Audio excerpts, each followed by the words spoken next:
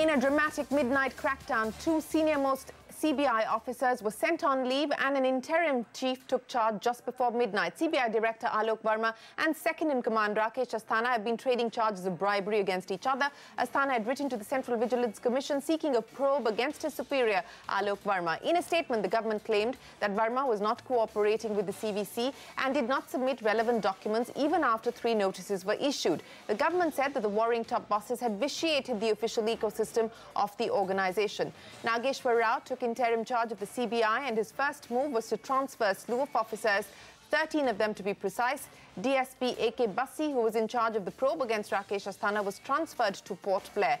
Forced out of the office, CBI Director Alok Verma moving the Supreme Court today, challenging the government's decision to send him on leave. The court agreed to hear his petition on Friday. In his petition, Verma claims Rakesh Asthana was concocting evidence to impugn his reputation. He also raises the issue of government interference in certain ongoing investigations. His petition says, and I quote, "There are bound to be occasions when certain investigations into high functionaries do not take the direction that may be desirable to the government," end of quote. The Congress party has slammed the government, calling it a systematic dismantling and disintegration of the CBI. On the campaign trail in Rajasthan, Rahul Gandhi claimed that the CBI chief is being shunted out for raising questions over the Rafael deal. Take a look at the face-off between Arun Jaitley and Rahul Gandhi. Superintendence process में investigation fair तरीके से हो रहा है, ये power CVC का है। CVC के पास वो सारा मटेरियल है जो एक दूसरे के ऊपर आरोप लगे हैं। To maintain the institutional integrity of the CBI and in the interest of fairness, purely as an interim measure, they will sit out by going on leave for a certain period of time. It's an interim measure. And an SIT not functioning under either of these two officers will investigate the case. चौकीदार ने 526 करोड़ वाले हवाई जहाज को 1600 करोड़ रुपए में खरीदा और कल रात चौकीदार ने सीबीआई के डायरेक्टर को हटाया क्योंकि सीबीआई राफेल पर सवाल उठा रही थी। Asthana seems to be in good books of the government. He is from Gujarat. Verma, in fact, was approached by certain activists, certain lawyers with the complaint for investigation in relation to Rafael deal. And that's a very important issue. The government, as we all know, is reluctant to probe Rafael. ये CBI की credibility पर, accountability पर, transparency पर बहुत बड़ा सवाल है। CBI का अपना एक अलग काडर होना चाहिए।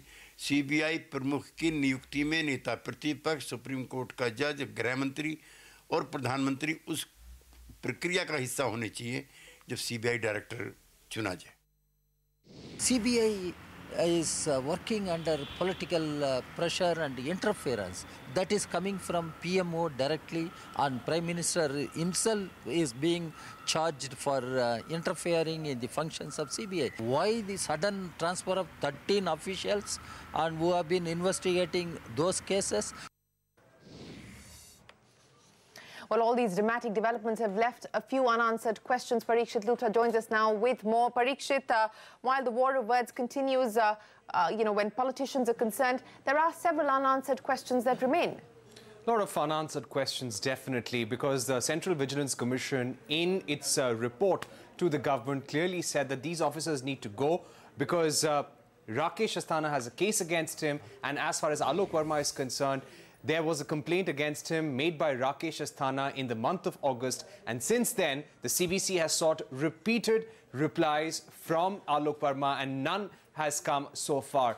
Alok Verma was sent repeated reminders. Alok Verma has just not responded, and he has not been cooperating with the agency and has tried to create hurdles as well. Now, this is slightly odd because on the 21st of September, we reported and we got an official statement from the spokesperson of the CBI saying that Rakesh Asthana is himself being investigated in over a dozen cases. He's trying to intimidate officers in the CBI by sending this complaint against Alok Verma to the Central Vigilance Commission. And this has been communicated to the CBC as well. They also rubbished allegations that they are not cooperating with the CBC, saying that all documents that the CBC has asked has been given to that agency. So this was way back on the 21st of September. So this really puts a question mark on the CBC's order. Then the big question that everyone is asking, did the high-powered committee, which comprises of the leader of the opposition and the Prime Minister, really meet? The committee also consists of the Chief Justice of India. Did this committee really meet before this call to send Alok Verma on leave? And then why were 13 officers transferred? If there was a problem with 2 top officers, why were 13 officers and 1 deputy SP transferred as well? This is almost a large percentage of the agency. Mrs. Singh, we appreciate you joining us here on India Business Hour. Before I get into the issues related to law, sir, let me ask you, this is an unprecedented situation. It's an extraordinary situation. You have the 2 senior-most officers of India's apex investigating agencies trading charges against each other. So is there no legitimacy in the government's argument that in such a situation, the best case is to get them both to sit out? And that's exactly what we've done. This is in the interest of fair play, and this is the most appropriate intervention at this point in time. What's wrong with that argument? It's a ridiculous argument. It's Gyan intended to confuse and confound, digress and divert, and nobody with any idea of the real position would make that argument, much less support it. Let me explain to you. This is the worst kind of coup d'etat which the government has done to protect a blue-eyed boy, to stop the skeletons of its cupboard coming out, and to have Rafaleomania prevented, because they are very scared that actual complaints will be registered as a PE or an RC. Now, why the 2 arguments which you are given as Gyan by the government, which are so false as to be laughable, and I'm surprised they are coming from people who should know the law better. Firstly, that the CBC has the power to do it. In the process, you are dragging the CBC, which has absolutely no power. Did they tell you that in '98 the Supreme Court put 3 conditions? You must appoint a CBI director only with a committee, a special high-powered committee.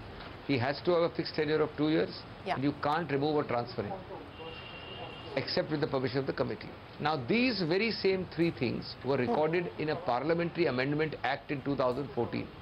The CBI Act was amended by specific provisions about touching the CBI director. The CBC Act has Section 8, which is pending for years. It's a normal general provision. This is a special later provision. This provision is unaffected by Section 8. Section 8 does not dilute this special provision carve out for a director.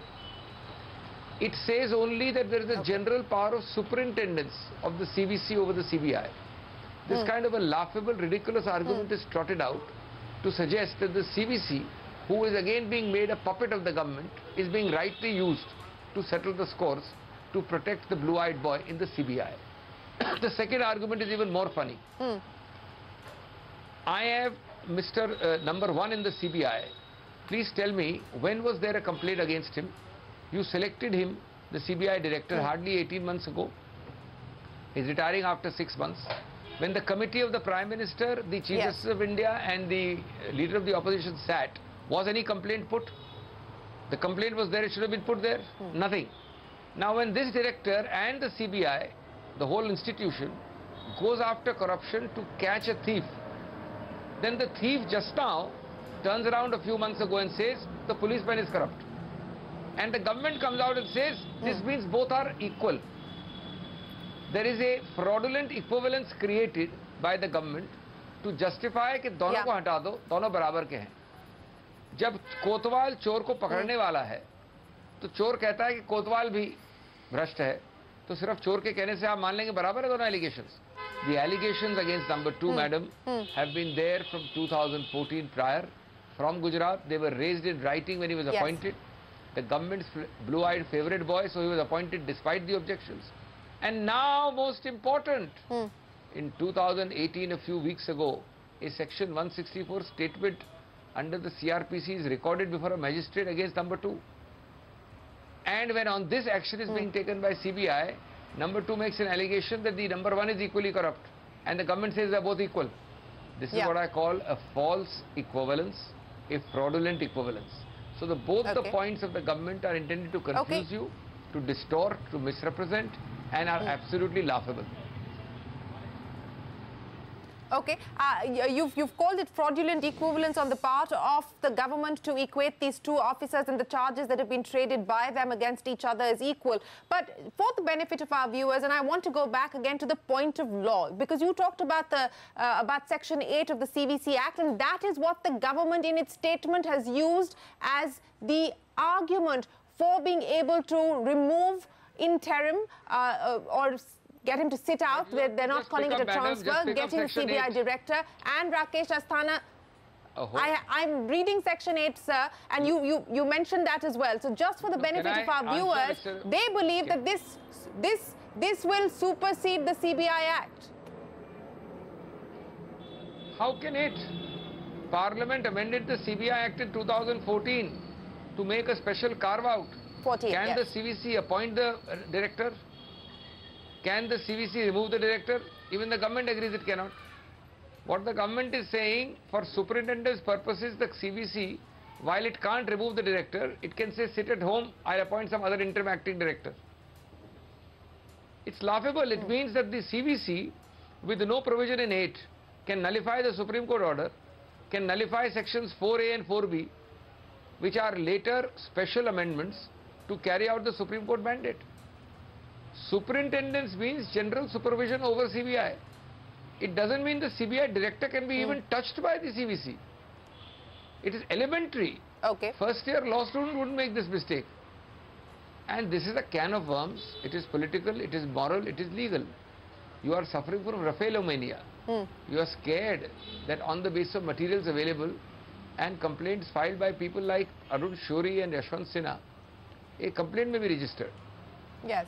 You are scared that the favorite blue-eyed boy has many skeletons in his cupboard and he may reveal them.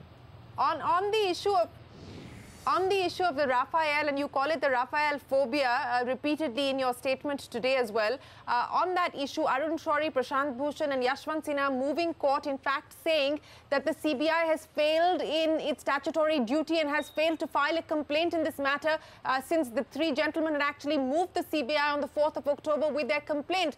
What is the Congress party's position now going to be specifically on this matter? Congress party's position is very clear from the beginning.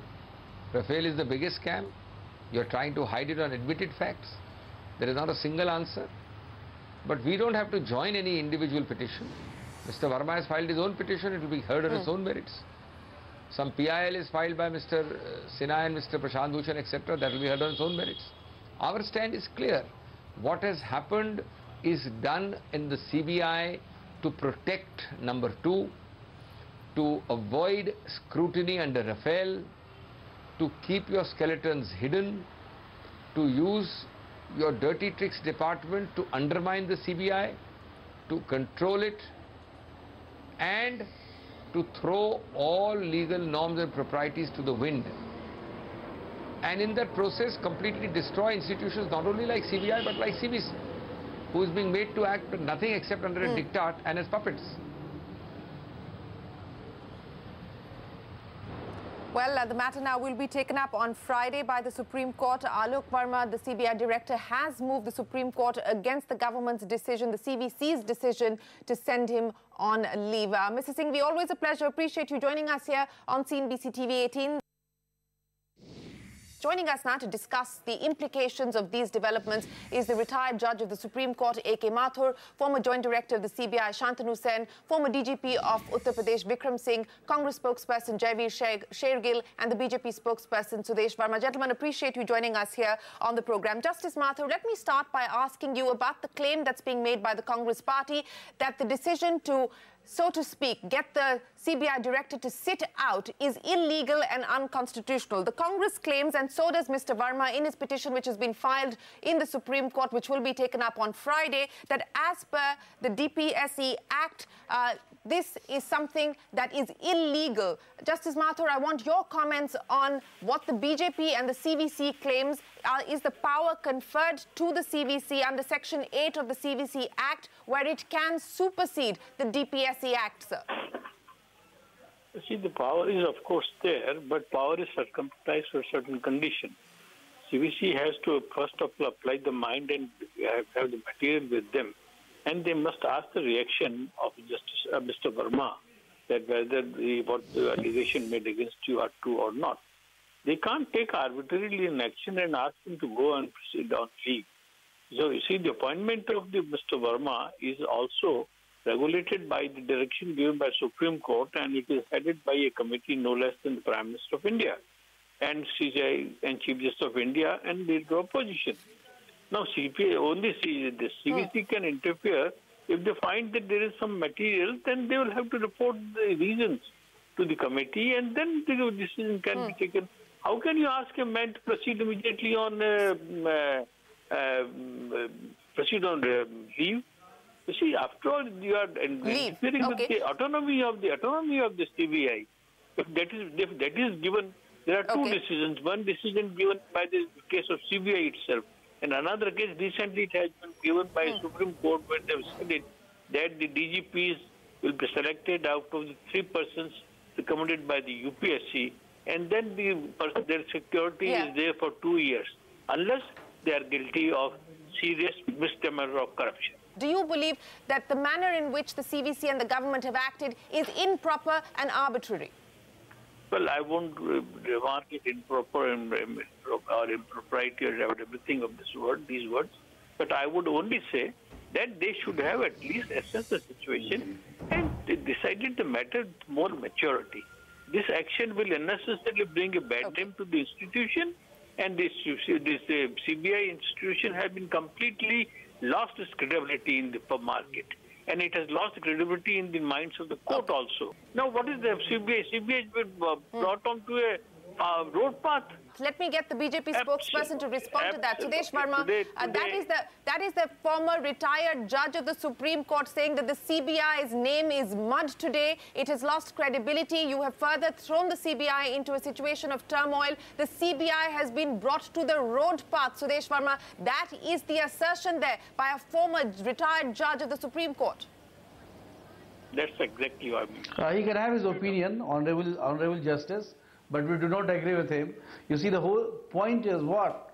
It was an unprecedented crisis. It was not an ordinary situation. People of this country, they are asking what is happening at such a level. Highest level of CBI, which is a credible institution.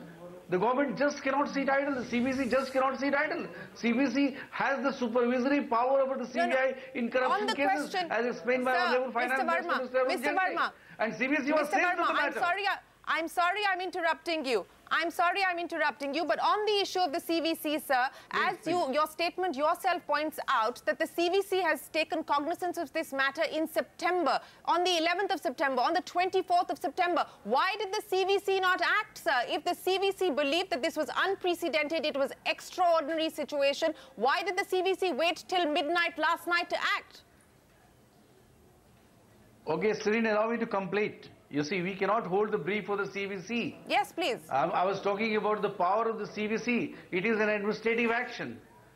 It's not a punitive action. Let me very quickly bring in the Congress spokesperson, Jaitley with us as well. Jaitley, the Congress claims that this is unconstitutional and an illegal act. We are going to have to see what the Supreme Court decides to do with this matter on Friday. But the BJP and the government pointing out that the CVC is in its powers to supersede the DPSE Act, given the fact that this is an extraordinary situation and the allegations against Alok Verma have been made under the Prevention of Corruption Act, and hence the CVC has the power to override the CBI Act.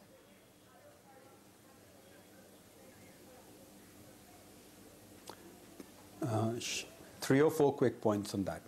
First, it is evident that BJP in the hour of darkness butchered the independence, impartiality and integrity of the CBI Director's office. Now, one fact which has not come into your show: why couldn't the CVC or the government wait for the outcome of the High Court matter? When the High Court was seized of Mr. Asthana's investigation, when the High Court ordered the status quo, on what authority and jurisdiction did the government or the CVC overstep the Honorable High Court of Delhi? By changing the investigating officer, Bassi, who was investigating. This act in itself is a violation of the High Court order. If it was such an exigency, emergency, the High Court in its wisdom would have stayed all the proceedings and said, Mr. Bassi will not investigate. So number one question is that. Number two question is, when the director, I hold both the Bear Acts, I'm a lawyer, I hold the Bear Act. Section 4B says transfer of a director has to be with the approval of the selection committee.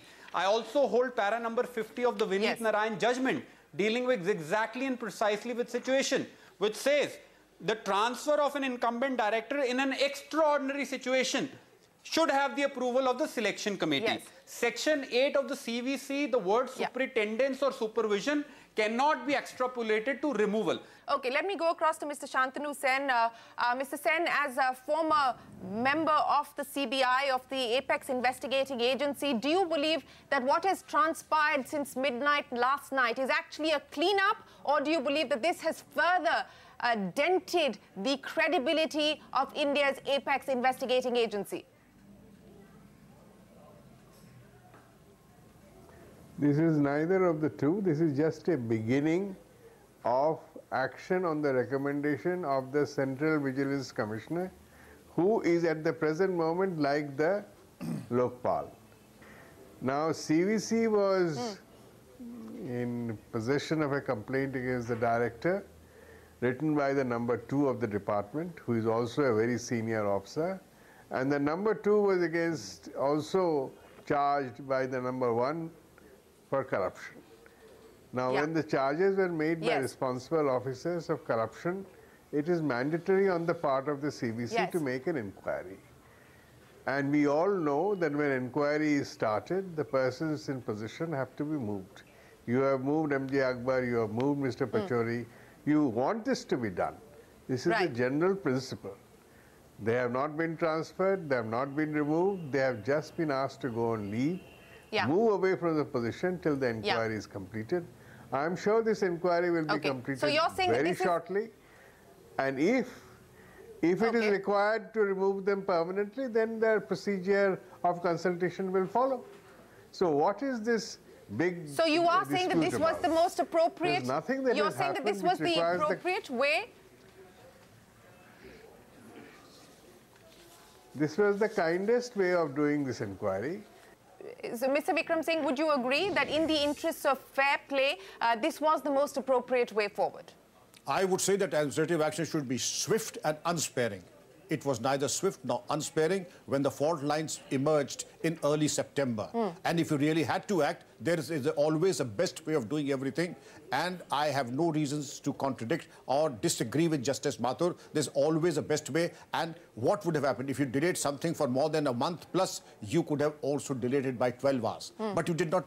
The very fact that you have picked up the top 2 police officers, not only of the CBI, but of the country for this kind of a treatment, I would say that it could have been done surgically in a manner that they could have asked to explain, and the explanation, whether satisfactory or unsatisfactory, you could have taken action as per the rule book. Okay. Justice A.K. Mathur, Mr. Verma, Jaiveer Shergill, Mr. Singh and Shantanu Sen, appreciate you joining us here on CNBC TV 18 on the political exchange to discuss the developments that have taken place in the war within the CBI.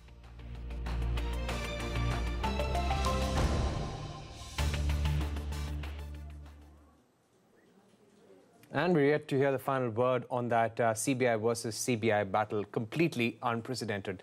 Let's get to the other big headlines. Just yesterday, top officials from the Finance Ministry and the Reserve Bank of India were in a huddle at the central bank's board meeting to discuss the prompt corrective action framework for stressed banks. We learned from sources that the government is expecting to see some tweaks to the PCA norms over the next few weeks. Sapna Das, who has been tracking that story, is with us right now. Sapna, what really are you picking up?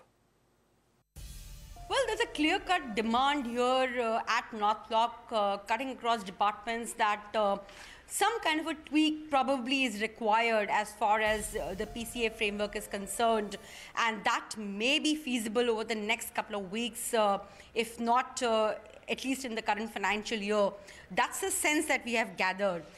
Basically, North Block is insisting on the fact that the tight PCA framework is kind of choking your industrial lending. Bank lending probably is not very vibrant or as per expectation. And some changes may be required as to make the PCA framework more aligned with the current requirements of the economy and also to make it more flexible. Central bank's viewpoint probably on this front is pretty much known. But that apparently is not finding too much support here at North Block level. Now, how this space really turns out is something that we have to really wait and watch and see.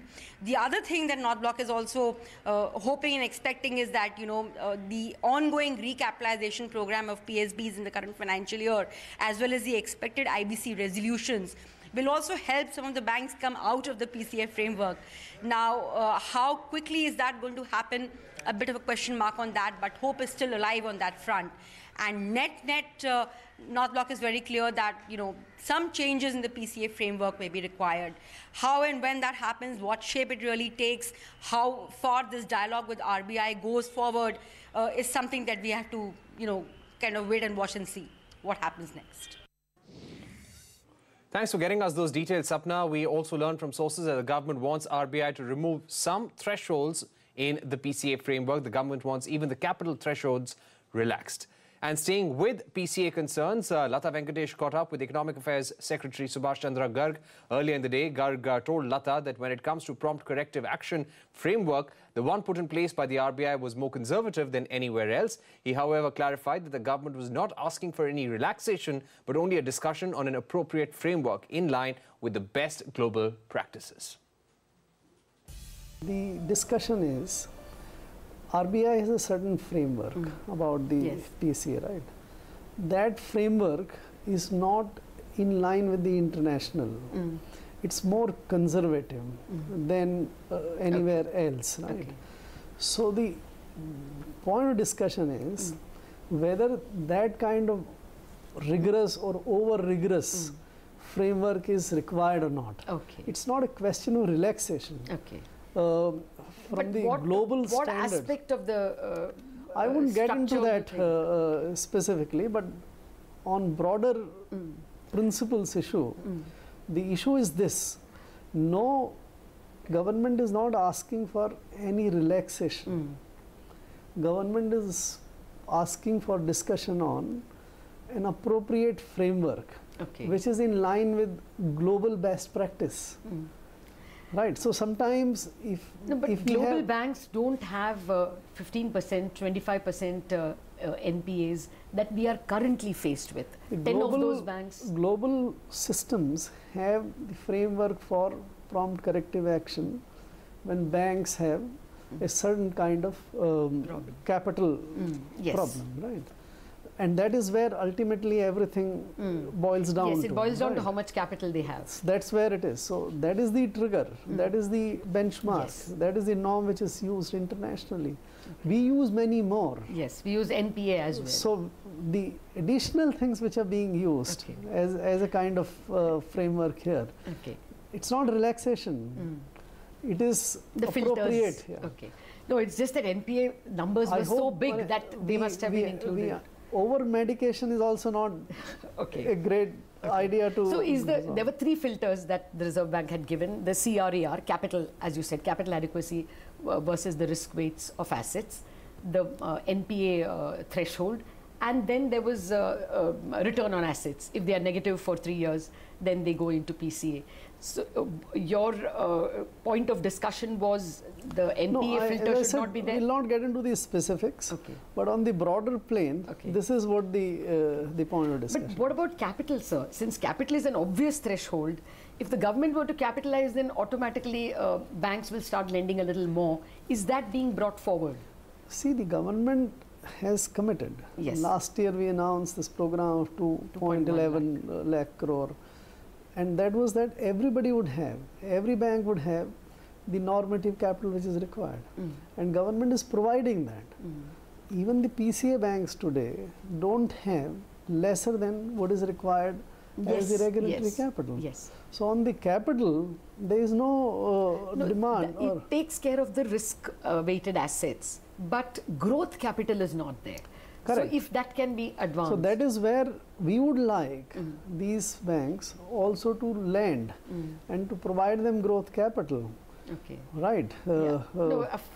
For growth, for extra lending, they may need capital Of immediately. course. So is that coming? Are you planning the capital infusion? But they should be able to lend. Right, according to the framework. According to the framework, they can lend above BBB and above A. So, you need the growth capital when you are able to lend, right? So okay. No, some of the bankers gave me to understand they can lend A and above. It's not that they are prevented from lending. Again, this is a matter of detail, but that's broader question is this: you can provide growth capital if you are able to lend. And on to Dalal Street. Markets recovered lost ground the last hour of trade after a huge gap up. Open got completely sold into. Nifty opened about 80 points higher but saw a consistent fall to touch earlier lows. The index bounced back led by falling crude prices. Sensex rallied about 0.5% to reclaim the 34,000 mark, while the Nifty bank crossed 25,000. Mid-caps also outperformed with gains of more than 1%. And it was not just equities. Easing crude oil prices helped the rupee end 42 paise stronger compared to yesterday's close. On to the earnings corner. Interglobe Aviation, Indigo's parent company, reported a loss in the second quarter. Its first ever since the company got listed in November 2015. High fuel prices coupled with a depreciating rupee and lower yields outweighed the high passenger traffic, saw the company report a net loss of over 651 crore rupees. This is a sharp fall from the over 550 crore profit reported during the same period last year. That's not all. Its margin is also down from 30% in Q2 financial year 18 to 3.6% now. Its revenue has grown 17% on a year-on-year comparison. Getting you all the international headlines now. The US Secret Service has intercepted potential explosive devices. Yes, sent to former US President Barack Obama and ex-presidential candidate and Secretary of State Hillary Clinton. The CNN office in New York has also been evacuated after a similar suspicious package was sent there. The instance followed the discovery of an explosive device outside the house of billionaire George Soros, who is known to be a donor to the Democratic Party. The US Secret Service has released a statement saying the potential explosive devices have been handled appropriately. And staying with global news, US President Donald Trump continues his attacks on the US Federal Reserve, saying that the central bank posed the biggest risk to the United States economy. He has also taken aim at Federal Reserve Chairman Jerome Powell, saying that he seems happy to be raising interest rates. Tightening of monetary policy by the Fed has been a contentious issue with the White House, with Donald Trump saying it was too early to say that he regrets nominating Jerome Powell as Fed chair, but maybe. Time for a short break here on CNBC TV 18. But coming up on the other side, Supreme Court lambasts auto companies and refuses to delay the rollout of cleaner BS6 vehicles from April 2020. Details when we are back. Government's coffers could be under pressure this month as September GST collection could remain subdued. Sources told CNBC TV 18 that the GST collections could be around 94,000 crores as against the asking rate of 1.15 lakh crore a month. Timsi Jaipuria joins us with the expectations from the September data. Timsi, what can you share? After having seen a marginal recovery in the collections figures last month, GST collections are likely to remain subdued in the month of September as well, for which the filing period is still on. The last date is tomorrow for filing GSTR 3B, and government sources tell CNBC TV 18 that when it comes to the overall collections, they are likely to range between 93,000 odd crore rupees to 95,000 odd crore rupees. When it comes to the number of returns that are likely to be filed for the month of September, for which it will be recorded in October, they are also likely to range between 65 to 67 lakh returns, which is again a decent, healthy number. Yes. However, revenue leakage continues to be a concern. GSTN glitches continues to be a concern.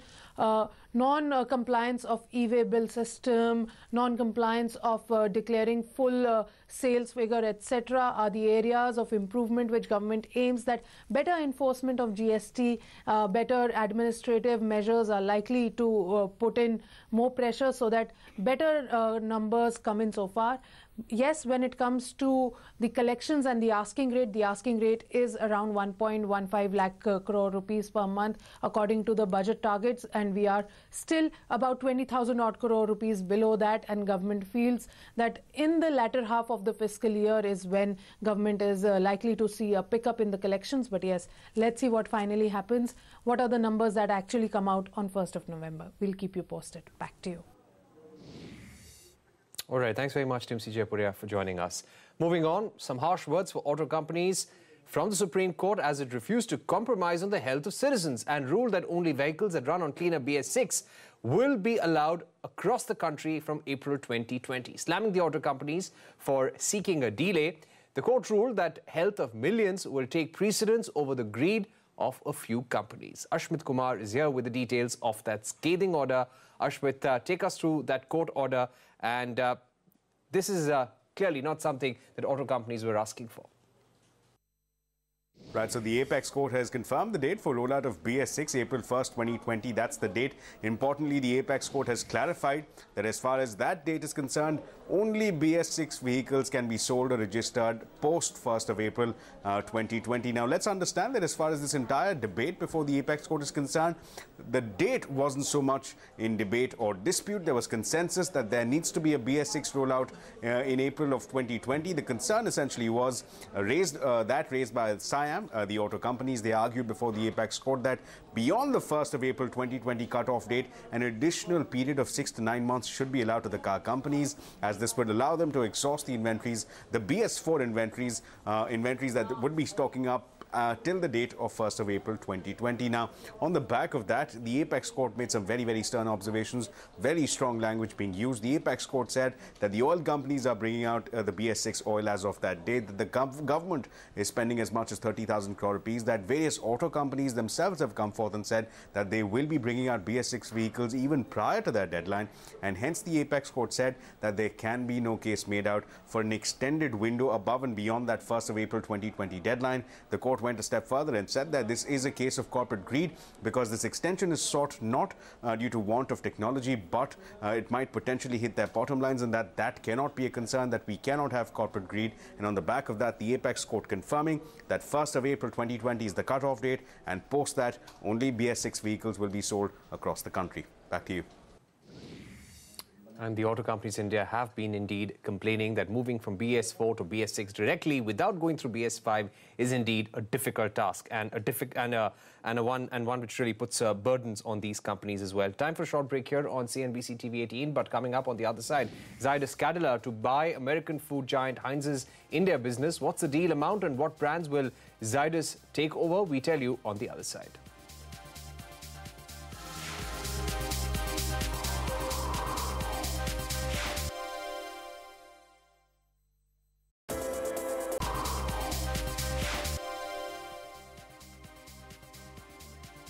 We told you first, and it's now official. Zydus Health, along with Cadila Health, will buy Indian arm of Kraft Heinz. The deal is worth about 4,600 crores, and it will be funded by a mix of equity and debt. Kraft Heinz's India arm produces Glucon-D, Nycil, and Complan. Priya Seth, who broke that story, joins us now with more details. Priya, take us through the highlights of this deal. Well, Zydus Wellness is all set to acquire the India assets of Kraft Heinz jointly with Cadila Healthcare. The deal, we understand, is valued at 4,600 crore rupees, and the transaction will be financed by a mix of equity as well as debt. Now, at this point in time, we do understand that Zydus is speaking to several private equity players to come on board as far as financing the deal is concerned. But the transaction is expected to close in the fourth quarter of FY19 is what the management said. Now, the combined entity will have revenues of about 1,700 crore rupees. Now, as part of this deal, Zydus Wellness gets global rights for products like Glucon-D, Nycil, as well as Sampriti ghee. As far as Complan is concerned, the company gets rights in countries like India, Bangladesh, as well as in Nepal. There will be 5 manufacturing facilities which will be part of the combined entity. It will also give them a leg up as far as distribution is concerned, which includes about 4.5 lakh touch points all across the country. Now, as far as the employees are concerned, about 900 employees from Kraft Heinz India will move to Zydus, and they will be integrated with the entity once the transaction is completed. Top management of Kraft Heinz India, which includes the MD as well as the CFO, will be retained by the global parent. Now, do remember that the company, that's Kraft Heinz India, has been clocking a double-digit growth year on year and still has some products like Heinz ketchup as well as imported sauces and cheese, which is part of the India portfolio. So it remains to be seen what the company will do of these assets, and that's a call that the management will take later on. But all in all, the deal seems to be a win-win for both the companies, both in terms of synergies as far as distribution is concerned, as well as the kind of market share the brands have in the Indian market. We told you first on the 28th of September, and now it has been confirmed in what will be one of its largest fundraise till date. Telecom giant Bharti Airtel announced today that 6 global investors would infuse around $1.25 billion in its Africa business. The stock rose on the back of that announcement. How does Airtel plan to use these proceeds? Kritika Saxena joins us with the latest. Kritika, who are these investors who pumped in money, and how does Airtel plan to use them? As we had reported, Airtel has raised $1.25 billion for its African subsidiary via a consortium of 6 global investors, which includes Warburg Pincus, Temasek, Singtel and SoftBank. I understand that SoftBank and Warburg Pincus have funded the largest amount in this $1.25 billion. How will this be done? This, as we had reported again, will be done via a fresh issue of shares, which means that the entire capital can be used to bring down the $5 billion debt that Airtel Africa has on its books. So if you look at the valuation based on the current deal, the deal will enable an equity valuation of $4.4 billion. And if you club that with debt, the enterprise valuation of Bharti Airtel Africa alone is $9.4 billion. And this is almost 45% higher than what was the expected enterprise valuation back in 2016. Now, this is the first part of its plan. Now, after the deal is completed, we understand, and Bharti Airtel has confirmed that they will be looking at an IPO as well. As we had reported, that is going to be the second portion of the plan. The IPO could also be between $800 to $1 billion.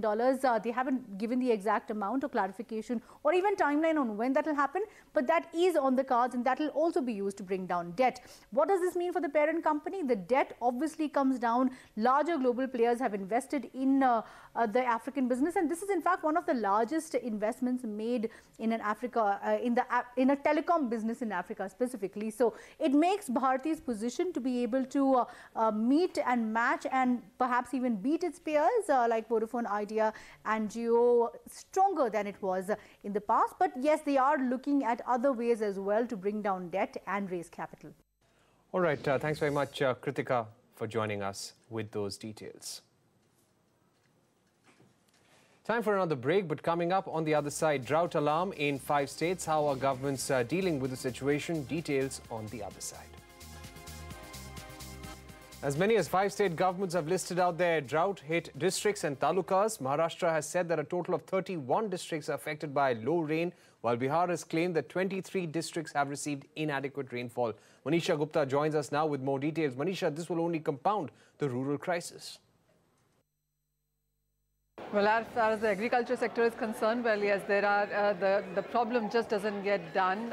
We are looking at nearly 5 states now officially announcing drought-prone areas in their states, starting from Maharashtra, and this really has been the latest, where the the chief minister that is, has said that nearly 31 districts have been affected by low rain this year, and nearly half the state is drought prone right now. The administration also has waived off fees, also repayments in sense of infrastructure, education, water tankers are being arranged, and also the crop loan recovery has been stayed until now. There also are reports on how a central government team will now visit Maharashtra and understand the gravity or the severity severity of the drought that the state is now, at this point in time, is tackling. But it's not just Maharashtra. As I said, it is 5 states and Gujarat is one of them, where nearly 51 talukas have been now called as drought prone. And Banaskantha, Saurashtra, Surendranagar, Mehsana are just to name a few here. Bihar is yet another one where we are given to understand that nearly 206 blocks in 29 districts are now drought hit. Various cities in this case also have been listed out. The government says that it will postpone the collection of cooperative loans from farmers. Land revenue taxes, etc. also has been waived off or has been postponed in most of these areas as well. Andhra Pradesh is yet another one where nearly 46% of the state's mandals have been put out as drought affected. So deficient rainfall is in some of these southern states also has been seen, and Andhra Pradesh is one of that. The most impacted, of course, has been Karnataka, where we have seen drought back on back for last 12 to 15 years now. This is a state that has seen patchy rains and dry harvest, as we have seen the kharif crop starting to come in. So it's not just about the agriculture, but the states already have been stretched onto their budgets. And now with this drought coming in, there is just so much more pressure that these states can take. But the concerns really seem to be now building up. With that, it's a wrap on this edition of India Business Hour. Thank you for watching.